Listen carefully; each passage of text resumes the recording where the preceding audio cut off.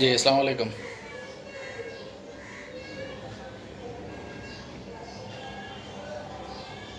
তো ডেস্টিনির মাঠে বর্তমানে অনেক খেলাধুলা চলতেছে।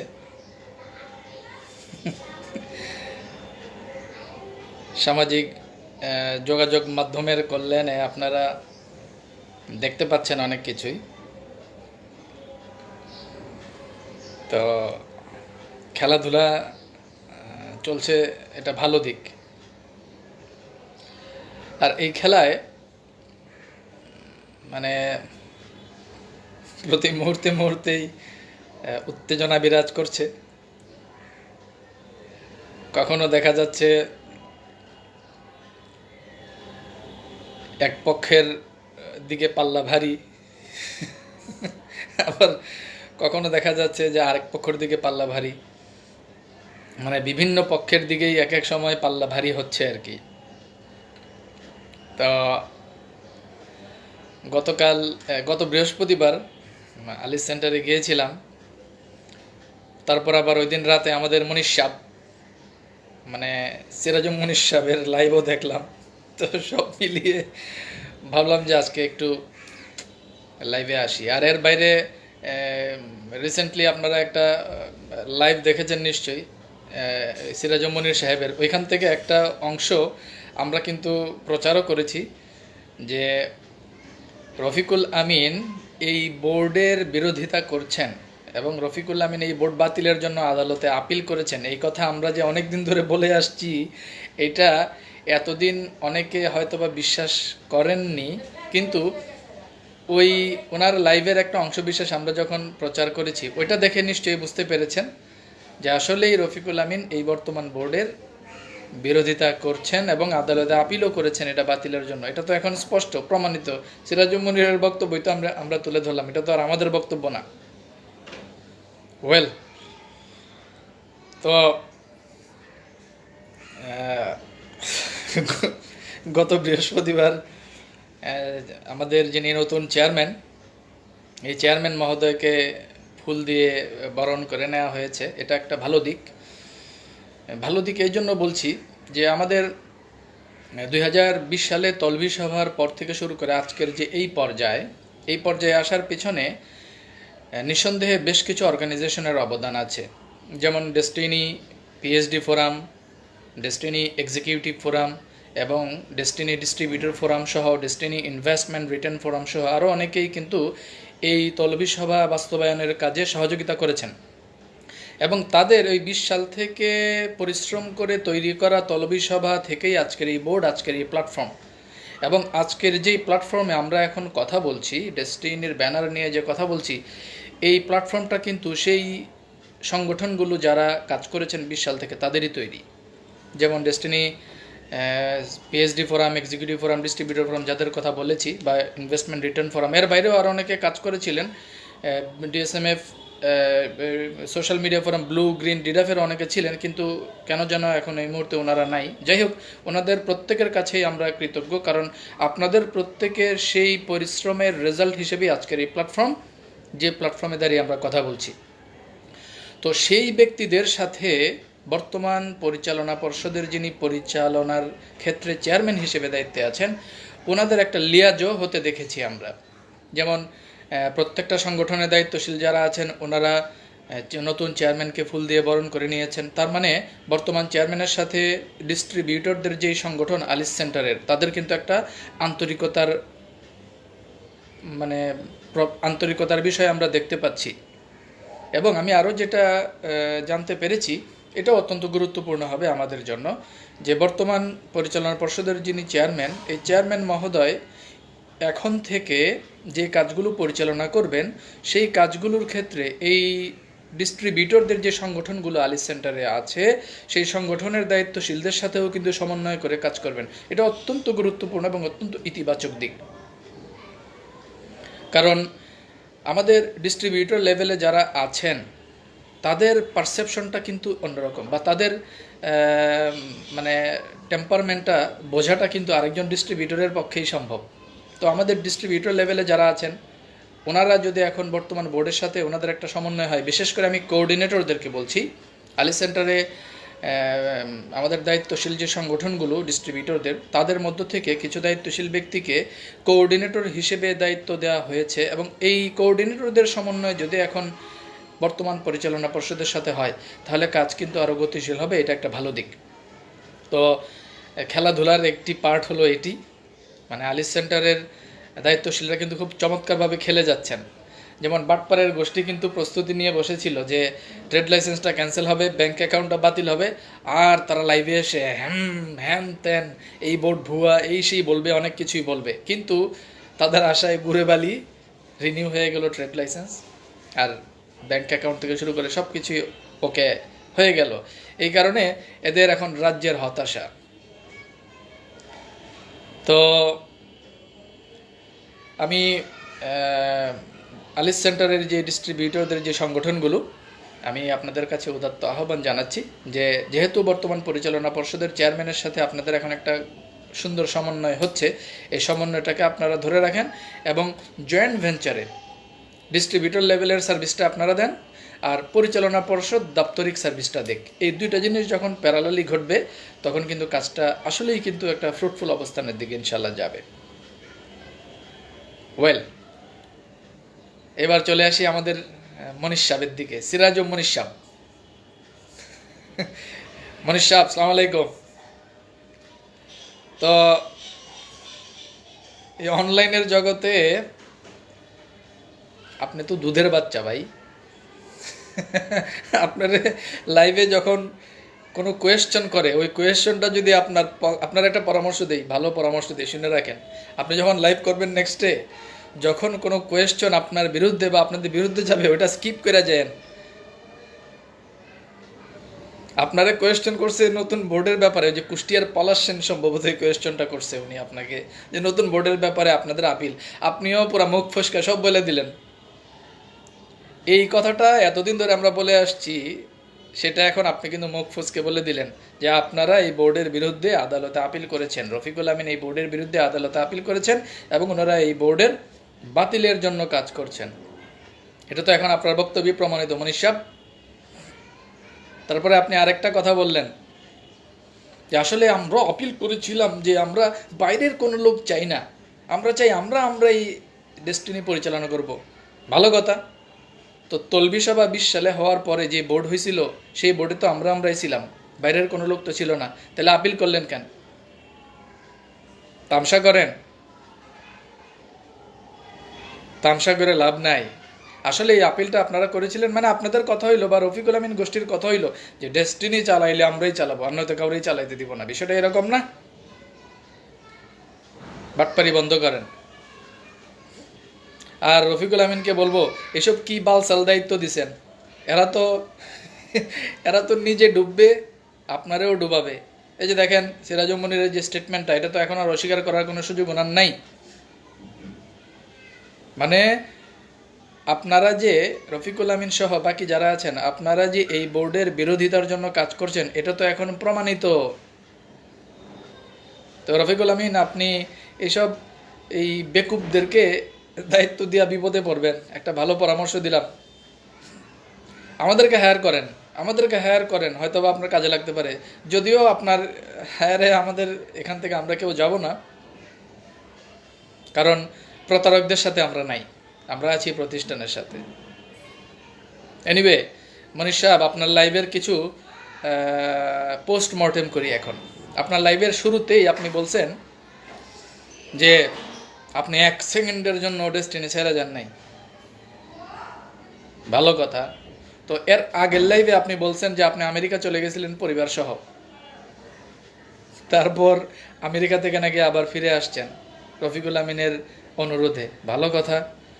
তো আপনি যদি আমেরিকায় পরিবার পরিজন সহ চলে যান, তাহলে 1 সেকেন্ডের জন্য ডেস্টিনি ছেড়ে যান না, এই কথাটা তো মিছা কথা। তো আপনি লিডার মানুষ, ট্রিপল ডায়মন্ড, মিছা কথা কন কেন? আপনি তো মিছা কথা কন, মৃত্যু।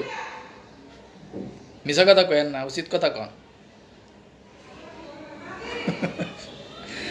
তারপর আরেকটা বিষয় আপনারে বলি, আপনি হাতেম তাই হয়ে গেছেন। কি হাতেম তাই যে আপনি সব অ্যাসোসিয়েশনরে ডাকতেছেন। ডেস্টিনি 2000 লিমিটেডের যে 40টা অ্যাসোসিয়েটস ছিল, সব অ্যাসোসিয়েশনের ডিস্ট্রিবিউটরদেরকে আপনার টিম মিটিংয়ে ডাকতেছেন। আপনার টিম মিটিংয়ে এদেরকে ডাকার কি দরকার? আপনি ভিক্টোরিয়া অ্যাসোসিয়েটস নিয়ে মিটিং করতেছেন, আপনার লেফট রাইট নিয়ে, আপনি ওইটাই করেন। আপনি যদি অ্যাকচুয়ালি সঠিক ফরম্যাটের কথা যদি বলেন, আপনারা একটা সুন্দর পরামর্শ দিই। সত্যিই যদি ডেস্টিনির ভালো চান, আপনারা একটা পরামর্শ দিই। যেমন ধরেন, আপনি যে বলছেন যে সবাইকে আপনি সার্ভিস দিবেন, আপনি ধরেন 1000 ডিস্ট্রিবিউটরকে আপনি একত্রিত করা, যতটুকু রেজাল্ট পাবেন পজিটিভ, তার চেয়ে অনেক বেশি রেজাল্ট পাবেন একজন ডায়মন্ডকে যদি অ্যাক্টিভ করতে পারেন। তো আপনার 1000 ডিস্ট্রিবিউটরকে অ্যাক্টিভ করার দরকার নাই, তো আপনি একজন ডায়মন্ডকে অ্যাক্টিভ করেন, রেজাল্ট বেশি পাবেন। একজন ডায়মন্ড হিসেবে ডায়মন্ডদেরকে যদি সংগঠিত করতে পারেন, সেইটা হবে প্রতিষ্ঠানের জন্য পজিটিভ। পারলে ওইটা করেন। যেমন ধরেন, আপনি বিভিন্ন অ্যাসোসিয়েশনের কথা বলছেন, এই যে যেমন ধরেন আপনার যে অ্যাসোসিয়েশন ভিক্টোরিয়া অ্যাসোসিয়েটস ওয়েল, তারপরে ধরেন ডায়মন্ড এক্সিকিউটিভ আছেন আরও একজন মমিনুল ইসলাম মিয়াজি, ওনার কিনশিপ অ্যাসোসিয়েটস, ওনাকে অ্যাক্টিভ করেন। তারপরে ধরেন diamond executive Salauddin Dipu nucleus associates, ওনাকে অ্যাক্টিভ করেন। Diamond executive Atik Nazrul Sonar Bangla associates, ওনাকে অ্যাক্টিভ করেন। আপনার downline diamond Abdullah al Mamun revolution associates, ওনাকে অ্যাক্টিভ করেন। শেখ মোহাম্মদ জাহাঙ্গীর মিয়া স্কাইনেট অ্যাসোসিয়েটস, ওনাকে অ্যাক্টিভ করেন। শারমিন আক্তার স্বর্ণা উইনার অ্যাসোসিয়েটস, ওনাকে অ্যাক্টিভ করেন। Diamond executive advocate Shahjahan Kabir unique associates, ওনাকে অ্যাক্টিভ করেন। Diamond executive Rakibul Islam Icon Associates, ওনাকে অ্যাক্টিভ করেন। Diamond executive Anisuzzaman Biplob Beacon Associates, তারপর Hasibul Haque Mamun diamond executive Pentagon Associates, তারপর Mohammad Ali Rimon diamond executive Vision Associates, Zulfikar Hasnat double diamond executive Promise Associates, অথবা Mustafizur Rahman Rashid Ambition Associates, অথবা diamond Mizanur Rahman Elite Associates. এইরকমভাবে যে 40টা অ্যাসোসিয়েটসের যে 40 জন সিএম ছিলেন, অথবা প্রাইম অ্যাসোসিয়েটসের ডায়মন্ড এক্সিকিউটিভ দেলোয়ার হোসেন, এই ডায়মন্ডদেরকে সংগঠিত করে যদি তাদেরকে অ্যাক্টিভ করতে পারেন, ওইটা হবে কোম্পানির জন্য উপকার। আপনারা কে বলছে সবার দায়িত্ব নিতে? এত হাতেমতাই হওয়ার উদ্দেশ্যটা কি? আসল উদ্দেশ্য আমি যেটা ধারণা করছি, যে ইঞ্জিনিয়ার শহীদরে দিয়া এখন আর রফিকুল আমিন মার্কেট পাইতেছে না, এই কারণে এখন আপনারে মাঠে নামাইছে মনীষ সাহ। দেখেন না যে ইঞ্জিনিয়ার শহীদ এখন আফতাবনগরে মিটিং করে, মাঠে ঘাটে মিটিং করে, লিডার্স কনফারেন্স করে, হ্যান করে ত্যান করে, কত কিছু করে। এখন তো এগুলো হালে পানি পাইতেছে না, তো এখন আপনারা মাঠে নামাইছে। আর আপনি ওই সাইনবোর্ডটা ধরছেন কি, মানে কোন সাইনবোর্ডের আড়ালে এই ধান্দাবাজিটা করতে চাচ্ছেন? 2000 লিমিটেডের সাইনবোর্ডের আড়ালে।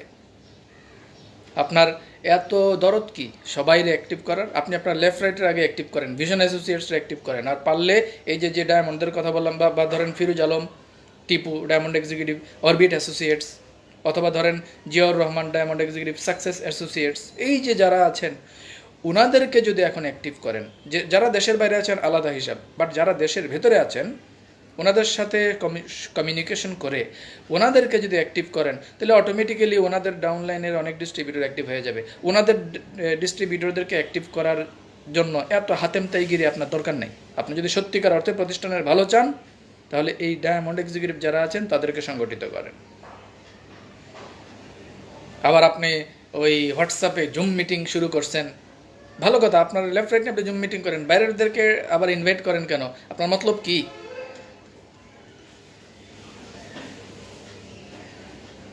চালাকি করেন না গো, চালাকি করেন না। আর আরেকটা বিষয়, আপনি তো মুনাফিক মিয়া সিরাজুম মনির, আপনি তো মুনাফিক। আপনি একদিকে এই বোর্ড বাতিলের জন্য আদালতে আপিল করেন, আরেকদিকে এই বোর্ডের মিটিংয়ে এসে অ্যাটেন্ড করেন। লজ্জা করে না আপনার? বাটপার, মুনাফিক, নির্লজ্জ। খালি তো পারেন ওই রফিকুল আমিনের দালালি করতে। এসব দালালি বাদ দেন, প্রতিষ্ঠানের পক্ষে আসেন। ওয়েল, আপনি লাইভে আরও একটা কথা বলছেন যে ট্রি প্ল্যান্টেশনের 12 বছর সাজা হতে পারে রফিকুল আমিনের। ধন্যবাদ সত্যি কথা বলার জন্য। এই কথাটাও আমরা অনেকদিন ধরে বলে আসছিলাম যে আসলে ট্রি প্ল্যান্টেশনেও মাল্টিপারপাসের মতো করেই হয়তোবা একটা বড় মাপের সাজা হবে এই মামলার যারা আসামি তাদের। তো আপনি অবশেষে এটা স্বীকার করলেন। তো এই আপনি আবার গত লাইভে বলছিলেন 2 মাসের মধ্যে উনি রফিকুল আমিন বের হয়ে যাবে। তো 2 মাসের মধ্যে রফিকুল আমিন যদি বের হয়ে যায়, এই সাজা যদি হয়, তাহলে উনি আবার বের হবে কিভাবে? আজগুবি বয়ান দেন রে ভাই, আজগুবি বয়ান দেন। এই আজগুবি বয়ান বাদ দেন। তারপরে আপনি আরো বলছেন কি, মানে গোজামিল দিয়া যা খুশি তাই করেন। প্যানাল কোড পড়ছেন মিয়া জিন্দেগিতে? প্যানাল কোড পড়ছেন? এসব তো পড়ার মানে মুখ খারাপ তো করা লাগে। এখন তো মুখ খারাপও করা যায় না, অনলাইনে আছি। এসব প্যানাল কোড পড়ার তো সময় নাই। করেন তো রফিকুল আমিনের দালালি। প্যানাল কোড পড়েন। প্যানাল কোডে কি আছে? প্যানাল কোডের রুলস অনুযায়ী একজন ব্যক্তি যদি যতগুলো মামলার আসামি হবে, প্রত্যেকটা মামলায় যত বছর সাজা হবে, এই সবগুলো একসাথে কাউন্ট হবে। আপনি বলেন যে 12 বছর সাজা খেটে ফেলছে, আর সাজা হবে না ট্রি প্ল্যান্টেশনে। ওই মেয়ে মাল্টিপারপাসে 12 বছরের সাজা ছিল, তো ট্রি প্ল্যান্টেশনে যদি আবার 12 বছরের সাজা হয় কত হবে? 24। আর সম্পদ বিবরণীর যেই মামলা, ওইটাতে 3 বছরের যে জেল হয়েছে এটা জানেন? তাহলে 12 12 24 আর 3 কত হয়? 27। আপনি পাইকারি দরে বইলা ফেলেন, পাইকারি দরে যে 12 বছর সাজা কাটা হয়ে গেছে, 12 বছর সাজা কাটা হয়ে গেছে, অতএব ট্রি প্ল্যান্টেশন বের হয়ে আসবেন। আজ গবি কথা বললেন না। এইসব বেকুবের মতো জ্ঞান নিয়ে আবার নিজের ডায়মন্ড পরিচয় দেন, শেয়ার হোল্ডার পরিচয় দেন, ট্রিপল ডায়মন্ড পরিচয় দেন। লজ্জা করে না? বাংলাদেশের প্রাতিষ্ঠানিক কোনো মানে পরিচালনার ক্ষেত্রে প্রাতিষ্ঠানিক যেই অর্গানোগ্রাম, এই অর্গানোগ্রামের সম্পর্কে তো কোনো ধারণাই নাই। আন্তাজি বেকুবের মতো কথা বলা বিনিয়োগকারীদেরকে বিভ্রান্ত করেন।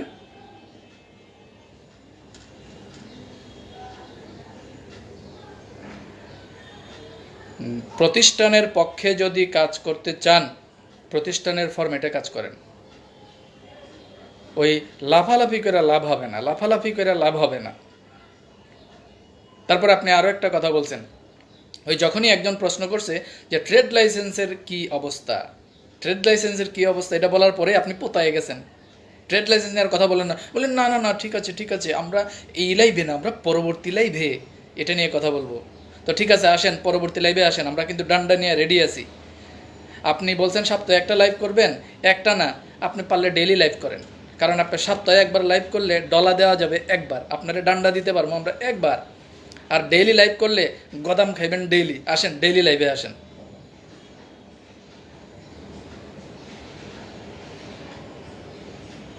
আসেন ডেইলি লাইভে, দেখি আপনার জোর কতটুকু।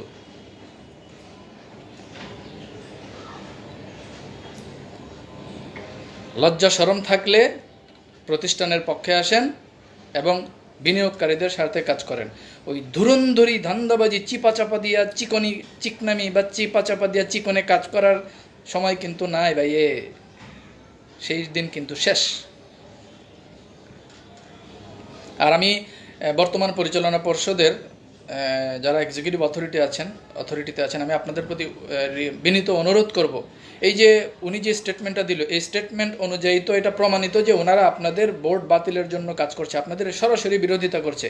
তো আপনারা এই ব্যাপারে দয়া করে আইনি পদক্ষেপ নেন।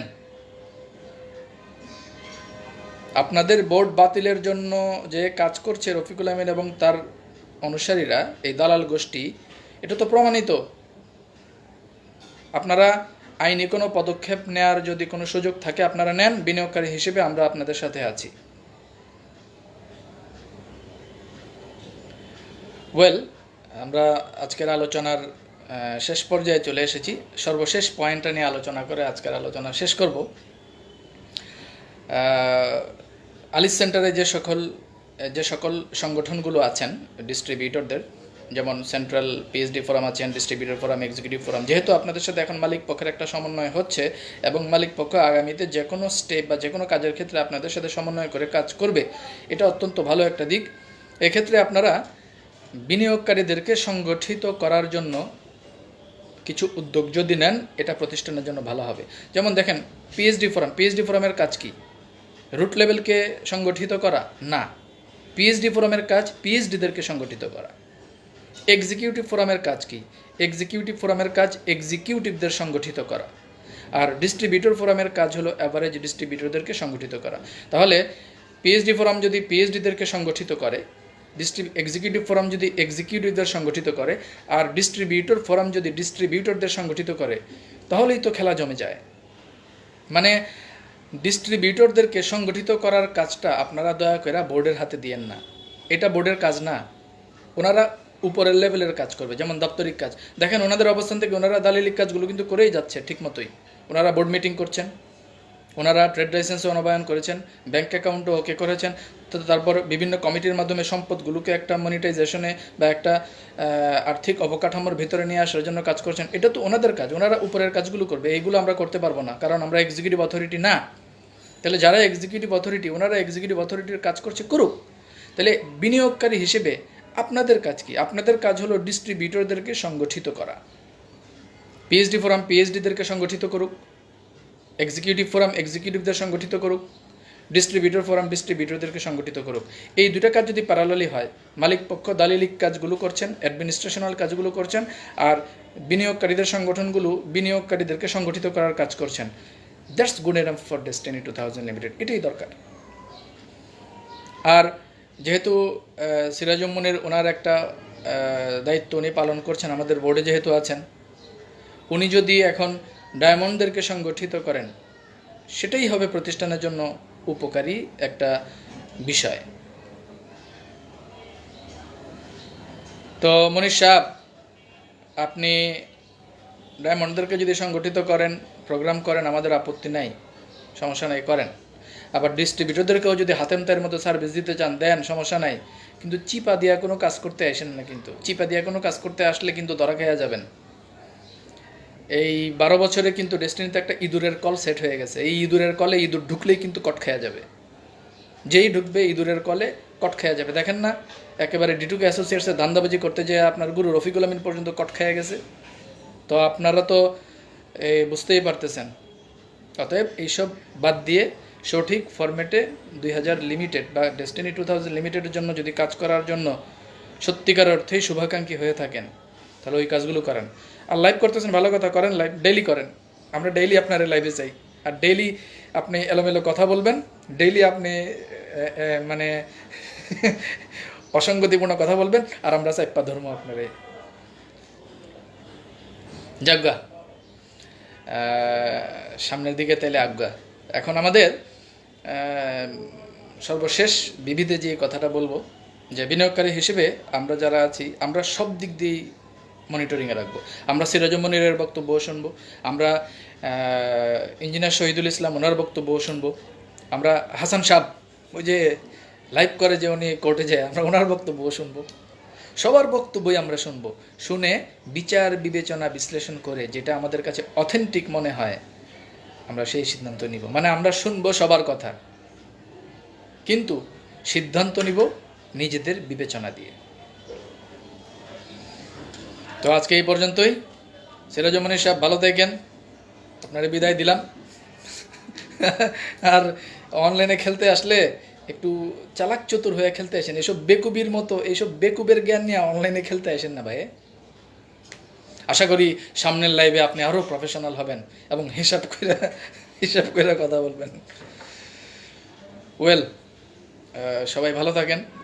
নেক্সট লাইভে আবারও ইনশাল্লাহ দেখা হবে। আর আশা করছি আমাদের নেক্সট বোর্ড মিটিং খুব অচিরেই হবে। সেই বোর্ড মিটিংয়ের পরে আশা করি আমরা আরও ভালো কিছু আপডেট পাবো। তো সবাই ভালো থাকবেন। আসসালামু আলাইকুম।